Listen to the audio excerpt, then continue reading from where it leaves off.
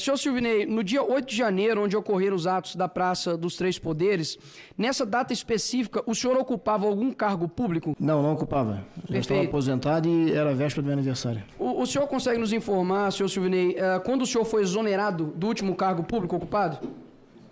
No dia 21 de dezembro de 2022. Perfeito. Até a data da sua exoneração, a PRF, por meio de sua inteligência ou por outros órgãos, recebeu alguma mensagem informando a possibilidade de ocorrências de manifestações de grandes proporções na Praça dos Três Poderes? Não, não recebemos. O senhor fez parte do planejamento, execução ou de qualquer diretriz de alguma manifestação ocorrida pós-eleições de 2022? Não, a última reunião que eu participei foi acerca da segurança do presidente Lula. Ali para frente, o meu substituto por 9 dias é que tocou essa operação. E no dia 1º já foi nomeado o atual diretor. Perfeito. E por fim, o senhor, como gestor público há quase 30 anos, como pessoa física, cidadão, possui conhecimento de alguma manifestação de grande proporção pós-eleições de 2022 em Brasília? Não, nunca tomei conhecimento. Tem a do dia 8 e vi pela televisão, né? Mas... Perfeito.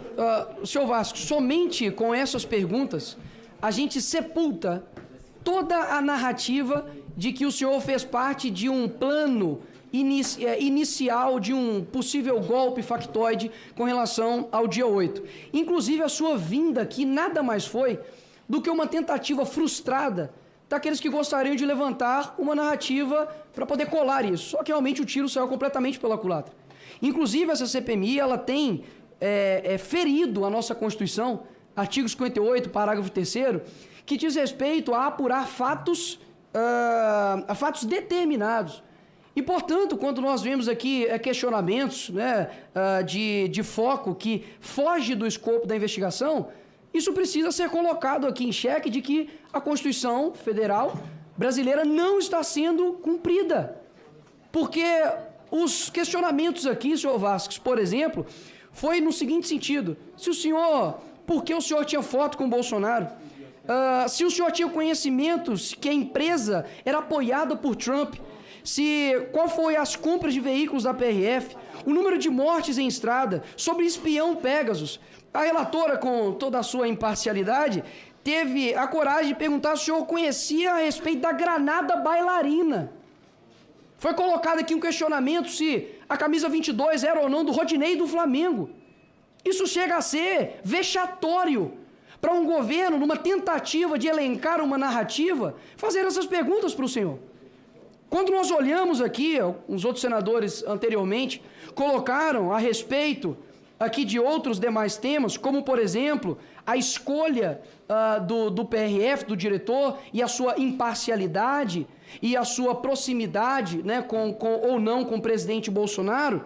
Eu gostaria, isso aqui é um momento especial, eu gostaria, por gentileza, de solicitar à mesa que colocasse a foto do então imparcial novo diretor da PRF, com seu charuto, boné cubano. Pode passar, por gentileza, para a próxima foto, que todos gostariam de ver, onde ele está com sua toda imparcialidade, com a foto do atual ministro da Justiça. Ou seja, os questionamentos que foram colocados aqui, agradeço pela exposição, na verdade devem ser questionados ao novo diretor da PRF, afinal de contas, ele era o diretor daquela data. Portanto, vi aqui também os senadores dizendo a respeito que onde estava a PRF, senhor Vasques, quando, por exemplo, o Bolsonaro andava sem capacete na moto. Aí eu te pergunto, olha só que presente a nova ministra do Lula nos deu hoje. Ela andando de moto sem capacete. Aí eu pergunto, senhor diretor da PRF, onde está o senhor quando uma ministra, inclusive ali na Maré, está andando sem capacete na moto? E a título de curiosidade, sabe qual foi a resposta do Ministério a respeito do porquê que ela estava sem capacete? Porque eram regras determinadas do local. Aí eu te pergunto, é razoável de que um ministério e uma ministra fiquem subordinados a determinações de criminosos? Mas só a título mesmo de esclarecimento. Eu ouvi aqui também dizer, com relação a questionamentos, né, super focados no dia 8, se o senhor utilizava ou não celular em reuniões. Sendo que o Lula, a gente sabe, o senhor eu não sei, mas que o Lula não usa em seus churrascos, isso eu sei. quando a gente olha a questão aqui de acusações feitas ao Senhor, como se o tom fosse além de acusatório, fosse de sentença. Infelizmente, nós temos a relatora que em seu primeiro dia de CPMI disse que foram atos golpistas. Eu acredito que uma juíza não pode dar uma sentença sem a finalização dos autos. E olha só que curioso. Eles utilizam o Lula como inocente, sendo que foi condenado por 3 instâncias em corrupção passiva e lavagem de dinheiro, e só foi inocentado, não deixa condenado, por conta de amizades de togados, mas chegam aqui para o senhor e apontam o dedo, quebrando a presunção da inocência, onde a pessoa não pode ser culpado até que haja transitado em julgado. Então é a título de justiça com o senhor que eu faço isso daqui. E por fim, um senador que é de aqui de Minas Gerais, mas que pelo visto não conhece de Belo Horizonte, questionou ao senhor do porquê que a PRF não interviu na Avenida Raja Gabalha, onde estavam ali diversas pessoas de verde e amarelo, de forma pacífica, em frente ali ao quartel. Ele não sabe que ali é uma rodovia, uma avenida municipal, portanto a PRF não tem competência para tal. Ou seja, basicamente o senhor veio aqui e respondeu questionamentos a respeito da sua gestão e vida pregressa, o que foge totalmente do escopo dessa CPMI. E por fim, um deputado aqui anteriormente disse que pessoas, e isso aqui é muito grave, vocês vão entender por que é grave. Ele disse que pessoas deixaram de votar por conta da PRF. Contudo, nós temos aqui uma notícia onde o ministro Alexandre de Moraes diz que operações da PRF não impediram eleitores de votar. O senhor deputado, ele já foi embora, mas o senhor deputado está dizendo que o ministro Alexandre de Moraes é um mentiroso?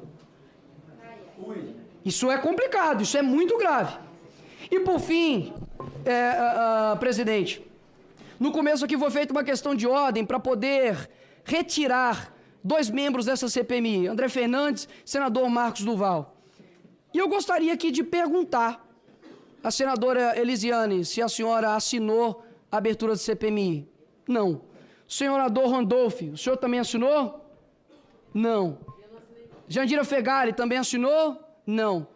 Pessoas que não assinaram a abertura dessa CPMI, que inclusive trabalharam contra a abertura dessa CPMI, estão requerindo a retirada de deputados e senadores que fizeram de tudo para que fosse investigado.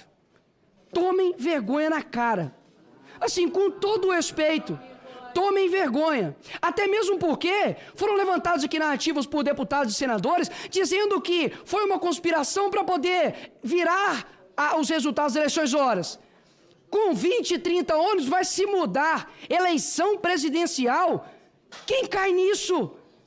Ou seja, essa CPMI, se não tiver o escopo, a Constituição Federal como norte, a gente realmente não tem um porquê investigar. Afinal de contas, eu posso chamar aqui um depoente e perguntar a respeito se ele conhece Granada Bailarina.